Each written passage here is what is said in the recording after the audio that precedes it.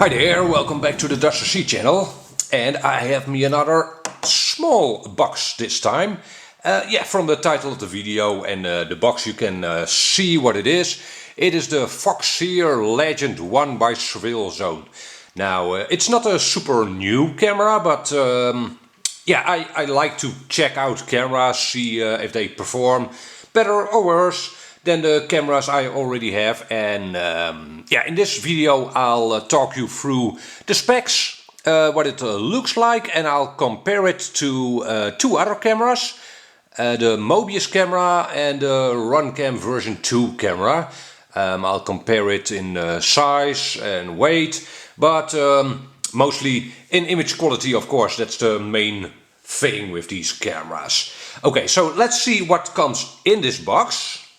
Okay, here is everything that comes with the camera and the camera itself laid out. Not a whole lot. You got two cables, the camera itself, and a manual. Obviously a USB cable to connect it up to your computer, to retrieve the footage you've shot, and to set up the camera. There is a PC application to set up the settings on this camera. Very nice. Let's see. Yeah, I got this camera from Banggood, by the way. I'll have a link in the description to it, so you can check out the availability and the pricing. I've got myself a green one, but it's available in several colors, in black, orange, silver. Just check out the link and you'll see which colors are available. Now, why did I get green? Well, simply because I want every one of my cameras to have a different color, so I can quickly see which is which. That's just a personal thing, of course. Okay, so USB cable, it's a mini. It has a mini USB connector, by the way, the camera, not micro like the Runcam. This connector is the same as the Mobius. Okay, then an AV lead, AV, audio video. It doesn't output audio though, so AV. Okay, well, you can obviously connect it to the camera like so, and then you have three wires coming out of it. One for power, one for the video, this one with the yellow strand, and this is something that none of the other cameras has, by the way. You can remote control this camera with the black and white cable. So you could mount it to your quadcopter or plane and then remotely make photos. I can see an application for that. That's a nice feature. I personally probably won't be using it, but it is a nice addition. Okay, so cable. Very nice. Obviously you can also use this cable to hook it up to a FPV transmitter. Now this Foxeer Legend 1 has quite a bit of lag, video lag, so you will not be proximity racing with this camera. If you're just doing FPV sightseeing, that'll work out for you. But if you need fast reflexes, nah, that won't work with this cable. Okay, we have ourselves a manual, pamphlet manual thing. All the specs are in it. Getting started, there's a quick start. And all the screens from the application are in the manual, the setup application. So, that's okay. You don't need more than this manual, so that's just fine. Alright, then we're left with the camera itself. And I'm gonna zoom in to it a little and show the Runcam and the Mobius side by side with it. Okay, three cameras, and again, as you can see, all my cameras have a different color. The Mobius is the classic Mobius that I use, by the way, so not the type B or C. It has the narrowest of lenses, which I like, by the way. Now that I mentioned that, there is just saw it today. There is a new version of the Legend 1 with a wider field of view. Some people might like that. I wouldn't, but Actually I'll also have a link to the wide angle version in the description for you. And we have ourselves a Runcam version 2. Now in image resolution, these all can shoot in 1080p. This one though does not do 1080p in 60 frames a second. These ones do, the Runcam and the Legend. Let's see. Yeah, the Runcam and the Mobius both have a lens protector. The Mobius has a lens cap that you can take off. And the Runcam has a permanent lens protector. The Foxeer Legend 1 does not have any kind of lens protecting. Yeah, okay, and one other change. The Mobius has a cradle, comes with a cradle with a tripod mount. The Runcam also comes with a cradle with a tripod mount. The Legend 1, neither. Yeah, no mount whatsoever. And I actually can't even see any kind of way to mount it should they release a mount. Yeah, I must say though that the plastic, the housing of the Legend 1 is the most rubbery, so very much traction. So that's nice if you mount it just with a strap to your quadcopter or plane. Not very likely to come off. The Runcam is much more hard plastic, and the Mobius comes close to the Legend 1 in rubbery feel. Okay, and then there's the size of the cameras. This Legend 1 is the longest of the lot. Yeah, I'll put the sizes of all cameras and their weight on screen right now for you. And obviously you can pause the video if you want to have a closer look at that. Okay, so much for the comparison. In a minute I'll also show you some test footage from these two cameras. I won't include the Mobius footage because that one can't do 60 frames a second. I think these are the most comparable cameras at this moment. Okay, so the Foxeer Legend 1. Yeah, like I said, it does 1080p at 60 frames a second. It does 720p at 120 frames a second. Actually, I'll just put up all the resolutions this camera can shoot at on screen right now.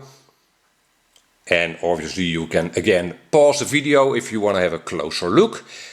It also can take photos. I think 99% of the people use these kinds of cameras for video. Yeah. Okay, let's see. The camera itself. It has a heatsink over here, metal heatsink. It has two buttons, one to turn it on. There you go. And with this button you can change the mode from video to a photo mode. You can turn it off again with this knob, and you can stop the video with this other knob, or take a picture. There. Now it's recording video. And then how do I shut it off? One click? Oh, single click. Okay. And you have to hold on to the power button to shut it down. There you go. Alright, at the back of the camera you find yourself a micro HDMI out. There's no cable supplied with the camera for that. You have yourself a mini USB connector for charging and transfer of the footage you've shot. And on the side over here you have yourself a micro SD card slot. The camera can accept up to 64 gig cards. I would have liked more, by the way, but yeah, maximum of 64 gigs. And at the bottom, yeah, 2 screw holes. Oh, and at the back there's two more things actually. A reset hole. Over here you can push a paper clip into that if your camera hangs up on you. And over here is a status LED that'll light up green when charging, and it'll shut down if it's done charging. And obviously at the front of the camera you've got yourself a microphone hole and a lens, and that's it. Yeah, so much for the looks of the camera. Now I'm gonna, like I said, compare the footage of these two cameras, the Runcam version 2 and the Legend 1, and I'll do that in bright sunlight. And I'll also do it in the evening. So I'm gonna cut to the comparison in daylight right now, and then after that I'll show you what these cameras can shoot like in low light conditions. Here we go. Okay, let's start out with something very typical, typically Dutch, a windmill. And yeah, obviously the Runcam shoots far more saturated footage, as you can probably tell. It's a little better focused too, so probably more contrast. Now, would you be able to get the same kind of image with the Legend? Yeah, you can tweak the parameters, the saturation and such, but the difference is quite telling, isn't it? The sky looks all grayish. The green parts, yeah, those are okay. I shot this video to analyze how it copes with movement as well, of course. Yeah, no problem with there, really.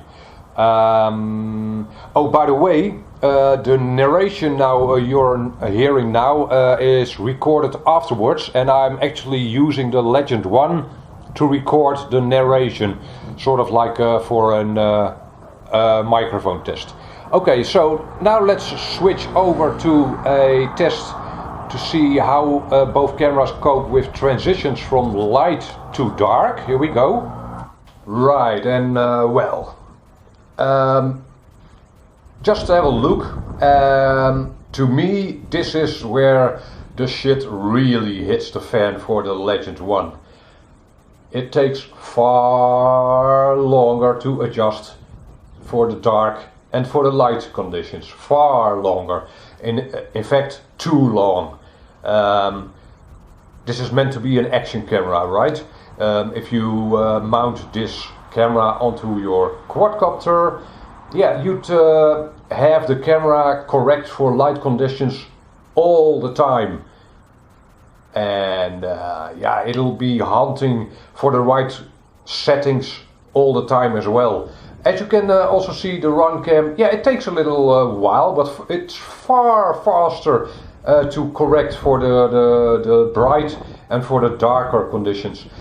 In this clip you can also see that the Runcam again is far more focused, or yeah, the footage is far more detailed, especially in the darker bits of the video when I'm pointing the cameras at the tree. And yeah, this part alone will have me never use the Legend 1. Yeah, that's what it comes down to, really. This is unusable for me. Could be different for you, but yeah, I'm not gonna tell you what's best for you, obviously, but in my book the Runcam is a far better camera. I've shot some other clips, but to me it doesn't really even make sense to show that to you. All clips you've seen here you can also see on my RAW channel. There's a link in the description to my second channel, so you can see the unedited clips. Yeah, maybe they'll give you a better impression of what the actual video footage is like. For now, I thank you very much for watching. Hope it was informative. I think it was. And hope to see you back in another video. Bye bye!